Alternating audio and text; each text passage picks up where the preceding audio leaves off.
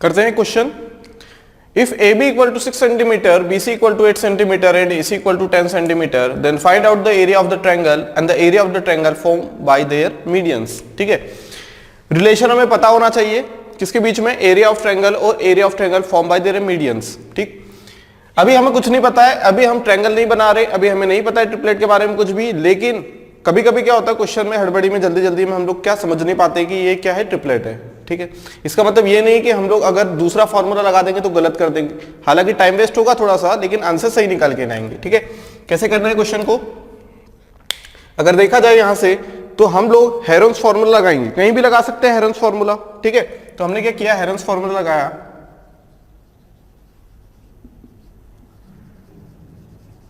Heron's formula लगाया हमने। ठीक है, अब ये लगा दिया हमने, ये क्या बोलता है, area of triangle. Area of triangle क्या होगा, under root S, S minus A, S minus B, S minus C. S निकाल लो A plus B plus C से, कितना आ जाएगा, ये ए कितना है 6 प्लस 8 प्लस 10/2, ये कितना आएगा 12।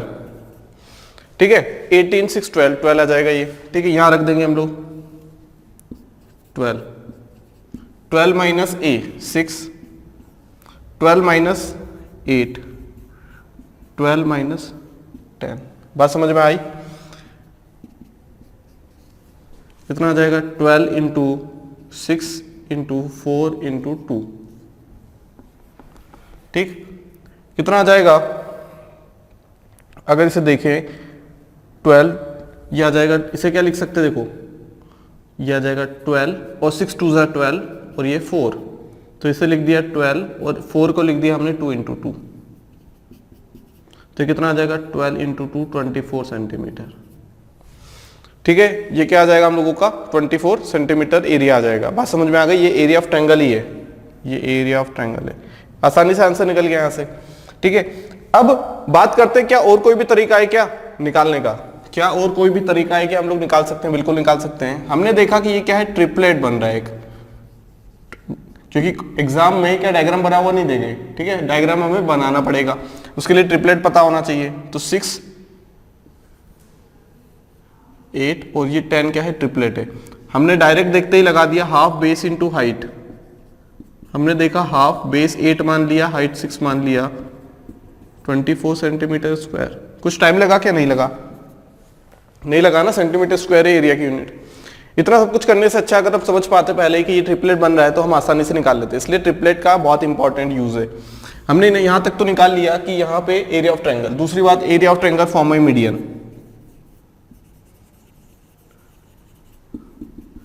ठीक है, तो डायरेक्ट फॉर्मूला याद नहीं रखेंगे हम, दो अलग अलग फॉर्मूले याद रखेंगे, एरिया ऑफ ट्रायंगल के लिए याद रखेंगे, और हम ये रिलेशन पता रखेंगे कि area of triangle, the ratio of area of triangle to the area of triangle made by their medians is equal to 4/3।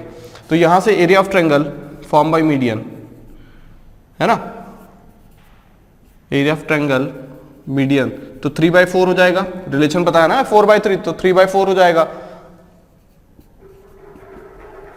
Formula क्या है, area of triangle to the area of triangle, पूरा नहीं लिख रहे हैं, समझ जाना, मीडियन 4/3, तो 3/4 हो जाएगा, कितना आ जाएगा 24, तो कितना आएगा 18 सेंटीमीटर स्क्वायर। और हम एक चीज और देख सकते हैं कि the area of triangle form by the medians of the triangle is always less than the area of triangle. कहने का मतलब है कि जो area of triangle form by the medians, मतलब मीडियन से जो एरिया ऑफ ट्रायंगल फॉर्म हो रहा है उससे हमेशा ही ज्यादा रहेगा जो हमारा बेस ट्रायंगल है, या फिर जिस ट्रायंगल की मीडियन की बात करें। बात समझ में आ गई, तो ये यूज है हीरोन्स फॉर्मूला का। वहीं अगर हमसे ये बोल दिया जाता है यहाँ पे कि ये क्या है, मीडियन की लेंथ है, ये क्या है, लेंथ ऑफ द मीडियन है, क्या है ये, लेंथ ऑफ द मीडियन है, क्या है, MA MB and MC, length of the median है। क्या आंसर यही निकल के आता है, बस यहां पे चेंजेस होते थोड़े से, ये MA हो जाता, ये MB हो जाता, ये MC हो जाता, ये क्या है M, ये M। ठीक है, यहां MA MB MC, ये MA plus MB plus MC, कुछ ज्यादा चेंजेस नहीं आते। ये किसका एरिया निकल के आ जाता, ये एरिया निकल के आ जाता हमारा area of triangle form by the medians of the triangle. तो एरिया ऑफ ट्रायंगल कैसे निकालेंगे, यहां से भी कर सकते हैं, देखो वही चीज, half base into height, median से हो रहा है ना। यहाँ क्या हो जाता M A into M B हो जाता ये, लेकिन यहाँ पे चीजें बदल जाती, यहाँ मीडियन था, मीडियन नहीं रहता, 4/3 हो जाता, 4/3 हो जाता, कितना आएगा 8 4 32। यहां से एक चीज और हमने नोटिस की, एक बार और चीजें नोटिस की कि जो area of triangle form by the median, ये क्या है, is always less than the area of the base या फिर पेरेंट ट्रायंगल जिसका हमने मीडियन लिया है। मतलब जो मेन ट्रायंगल था उसका हमेशा एरिया ज्यादा आएगा। बात समझ में आ गई? क्लियर है इतनी बात? तो रिलेशन हमें पता होना चाहिए। समझते हैं नया कॉन्सेप्ट। देखिए अभी हम लोग मीडियंस की ही बात कर रहे हैं, ट्रायंगल में मीडियंस की ही बात कर रहे हैं, ठीक है। मान लो यहाँ पे हमारे पास AD एक मीडियन है और E कोई पॉइंट है। पहले हम लोग E को भूल जाते हैं, हम ट्रायंगल देखते हैं ABD और ACD। क्या हम ये जानते हैं कि जो एरिया ऑफ ट्रायंगल ABD है वो बराबर है ADC के? क्यों? क्योंकि हमें पता है कि जो एरिया रहेगा, क्योंकि हाइट सेम है, यहाँ पे देखो हाइट यहाँ पे डालेंगे हम लोग, तो हमने पढ़ चुका है कि जो एरिया, जो रेशियो लेंथ का रहेगा, बेस का रहेगा, वही रेशियो एरिया का रहेगा। तो जब इन दोनों का, क्योंकि हाइट सेम है, हाफ बेस इंटू हाइट लिखते हैं, तो जब ये दोनों बराबर है तो एरिया भी बराबर होगा। मतलब जितना इसका एरिया रहेगा उतना ही इसका एरिया रहने वाला है, ये बात हम पता है, ठीक है। मान लो हम लोग क्या करें, यहां से अगर हमने E पॉइंट को मिला दिया, अभी हम ये नहीं बोल रहे हैं कि E मिड पॉइंट है AD का, नहीं ये बोल रहे हैं E सेंट्रोइड है, ठीक है। लेकिन AD क्या है, यहां पे मिड पॉइंट है। AD क्या है, मिड पॉइंट है। AD क्या है यहाँ पे, सॉरी मीडियन है, ठीक। अब यहां पे E कोई पॉइंट है, तो क्या हम ये बता पाएंगे कि जो एरिया ऑफ ट्रायंगल ABE है, जो एरिया ऑफ ट्रायंगल ABE है,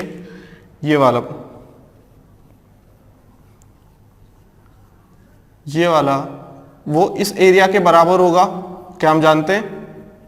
कैसे बराबर होगा भाई? यहां पे बराबर इसलिए होगा क्योंकि हमें एक चीज पता है कि इस पॉइंट से यहां तक की हाइट है ना, इस पॉइंट से अगर हम देखें यहां से, तो इस पॉइंट तक की हाइट और इस पॉइंट तक की हाइट क्या बराबर रहने वाली है यहां से, है ना। इनका एरिया क्या हो जाएगा, बराबर हो जाएगा। क्योंकि यहां पे देखो बेस क्या है, यहां पे अगर बेस की बात करें तो बेस क्या है, बराबर है नहीं है भाई। यहां पे हाफ बेस इंटू हाइट, अब यहां से पॉइंट गया तो हाइट ये हो जाएगी DC और यहां भी हाइट BD। तो क्या ये दोनों हाइट बराबर है? तो हाइट को तो भूल जाओ, हाइट को तो भूल जाना है, बचा क्या, बेस। क्या बेस बराबर है? क्या दोनों में बेस कॉमन है AE, तो एरिया ऑफ ट्रायंगल क्या बोल सकते हैं, एरिया ऑफ ट्रायंगल ABE, चाहे ये पॉइंट कहीं पे भी हो, है ना, चाहे कोई पॉइंट कहीं पे भी हो, एरिया क्या रहेगा, बराबर। एरिया ऑफ ट्रायंगल ACE ये बराबर होगा। बात समझ में आ गई? ये एरिया ऑफ ट्रायंगल क्या होंगे, दोनों बराबर होने वाले हैं। जो चीज हमने छोटी छोटी चीजें पढ़ी हैं वही चीजें यहां पे काम आ रही है हमें। क्लियर है बात? ठीक है। दूसरी बात, अगर मान लो E हमारा क्या हो जाता, मान लो E हमारा सेंट्रोइड हो जाए, अगर सेंट्रोइड हो जाए तो एक काम करते हैं, पहले क्वेश्चन लेते हैं हम लोग एक। मान लो क्वेश्चन ले लेते हैं, मान लो E क्या है, एक मिड पॉइंट है। E क्या है, मिड पॉइंट है। E अगर मिड पॉइंट है तो जो एरिया ऑफ ट्रायंगल रहने वाला है, E अगर मिड पॉइंट है मतलब ये 1:1 में डिवाइड करेगा, इसे 1:1 में डिवाइड करेगा। तो जितना एरिया, मान लो एरिया ऑफ ट्रायंगल ABC कितना है, मान लो एरिया ऑफ ट्रायंगल ABC कितना है, मान लो 100 सेंटीमीटर स्क्वायर है ना। कॉन्सेप्ट समझना, 100 सेंटीमीटर स्क्वायर है तो पहले हम जानते हैं कि ये 50 हो जाएगा और ये 50 हो जाएगा। क्या ऐसा जानते हैं हम लोग भाई? ये वाला हिस्सा 50 हो जाएगा, ये वाला, क्योंकि हाइट तो सेम है, बेस क्या है, बेस के रेशियो में, और बेस भी सेम है, तो दोनों को आधा आधा पोर्शन मिलेगा। मतलब ये वाला हिस्सा भी पूरा कितना हो जाएगा, 50 हो जाएगा। ये वाला पूरा जो हिस्सा है ABD 50 हो जाएगा, ABD भी 50 हो जाएगा, 50 centimetre square, and triangle ACD भी हो जाएगा 50 सेंटीमीटर स्क्वायर। अब ये आ गया 50। अब देखो हाइट क्या है, यहाँ पे हाइट की बात करें तो ये दोनों 1:1 में है। इसका मतलब जो एरिया ये रहेगा वही एरिया ये वाला रहने वाला है। बात समझ में आ रही है भाई? जो एरिया यहां से यहां तक की लेंथ और यहां तक की लेंथ सेम रहेगी ना, तो यहां से कितना हो जाएगा ये, अगर हाइट की बात करेंगे, किसकी बात करें, अगर हम हाइट की बात करें तो ये वाला हिस्सा और ये वाला हिस्सा बराबर हो जाएगा, क्योंकि जितना डिस्टेंस ए ही है उतना ही ईडी है, ठीक है। तो बेस का क्या है 1:1 है जो यहाँ पे हो रहा था, तो हम लोग क्या बोल सकते हैं ये वाला हिस्सा और ये वाला हिस्सा भी बराबर हो जाएगा यहाँ पे। बात समझ में आ गई? तो ये कितना हो जाएगा, triangle A E C is equal to triangle D E C बराबर 50/2, आधा आधा हो जाएगा, ठीक है।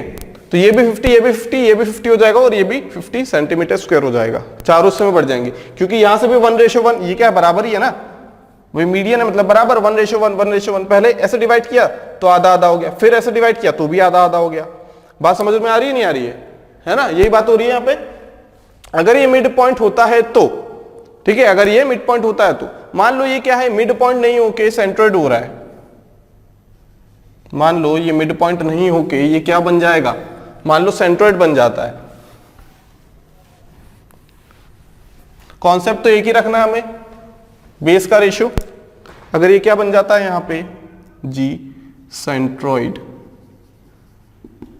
अगर सेंट्रोइड हो जाता है तो हमें पता है ये 2:1 में डिवाइड करता है, वर्टेक्स वाली साइड बड़ी होगी और जो बेस वाली साइड रहेगी वो छोटी रहेगी, मतलब एक रेशियो रहेगा। वो क्या रेशियो रहेगा, एक, ठीक है।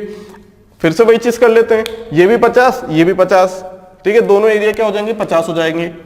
ए D C, area of triangle A D C भी 50 सेंटीमीटर स्क्वायर हो जाएगा और area of triangle A B D भी 50 सेंटीमीटर स्क्वायर हो जाएगा। आधा आधा बांट दिया हमने, क्यों, क्योंकि ये क्या मीडियन है ना, हाइट सेम है। फिर आगे बात आती है इन दोनों की, अब ये 2 है ये 1 है, 2:1 में डिवाइड करना है। बात समझ में आ गई? तो यहां पे इसे डिवाइड करेंगे 2:1 में, ट्रायंगल ए जी सी कितना हो जाएगा, ये हो जाएगा 3 यूनिट की वैल्यू 50 है तो 2 की कितनी हो जाएगी 2 × 50/3, 2/3 × 50 कर लो। और area of triangle D G C कितना हो जाएगा 1 × 1/3 पार्ट है ना, 3 से टोटल 50 का, तो 1 × 50/3 सेंटीमीटर स्क्वायर, या 1/3 × 50 सेंटीमीटर स्क्वायर कर लो, ठीक है। यहां भी वही चीज होगी, ए बी जी भी वही होगा, ए जी सी जितना है ए बी जी भी वही होगा, ए बी जी। और यहां पे ये कितना होगा, area of triangle B G D G और बी हो जाएगा। बात समझ में आ गई? तो सारे कॉन्सेप्ट लग गए, मिड पॉइंट वाला भी लगा दिया हमने, सेंट्रोइड वाला भी लगा दिया, किसी और रेशियो में भी कर रहा तो भी वो लगा सकते हैं। यहाँ 2:1 में 4:5 में कर दिया, अगर 4:5 में कर दिया तो उसके रेशियो में डिवाइड कर देंगे हम लोग उस एरिया को। क्लियर है बात? अगर हमारे पास एक ट्रायंगल है, राइट एंगल ट्रायंगल, जहां पे एंगल बी 90 डिग्री है और Q and P are the points on the line BC and AB respectively, तब हम लोग क्या बोल सकते हैं कि 4 टाइम्स AQ² प्लस CP², ठीक है। जहां मिड पॉइंट दिए गए हैं उन्हें मिलाना है अपोजिट वर्टेक्स से, उनके स्क्वायर का सम कर देंगे और 4 टाइम्स अगर कर देंगे तो हमारे पास चीजें क्या निकल के आएंगी, या तो हम लोग AC का स्क्वायर में 5 टाइम मल्टीप्लाई कर दें, 5 टाइम्स ऑफ AC², या फिर वो किसके बराबर होगा 20 टाइम्स ऑफ PQ²। बात समझ में आ रही है? ये हमें याद रखना है, प्रूफ से हमें कोई मतलब नहीं है, हमें सिर्फ इतना याद रखना है, क्योंकि एग्जाम में प्रूफ नहीं आएगा, हमें इतने सारी चीजें याद नहीं रख पाएंगे, हम लोग डिराइव नहीं करेंगे इसे, ठीक है। क्योंकि यहाँ पे एक चीज और है, इसके बाद और भी कई ऐसी चीजें होंगी जहां पे हमें सिर्फ फॉर्मूले से मतलब है, डेरिवेशन से कोई मतलब नहीं है, ठीक है। वो सिर्फ क्या है, टाइम वेस्ट है, क्योंकि कॉन्सेप्ट हमें पता है, जो कॉन्सेप्ट हमारी एग्जाम में आने वाले हैं वो सारे कॉन्सेप्ट हमारे क्लियर हैं। कुछ फॉर्मूले ऐसे हैं जिन्हें हमें डायरेक्ट याद रखना है, ठीक है। तो बात समझ में आई?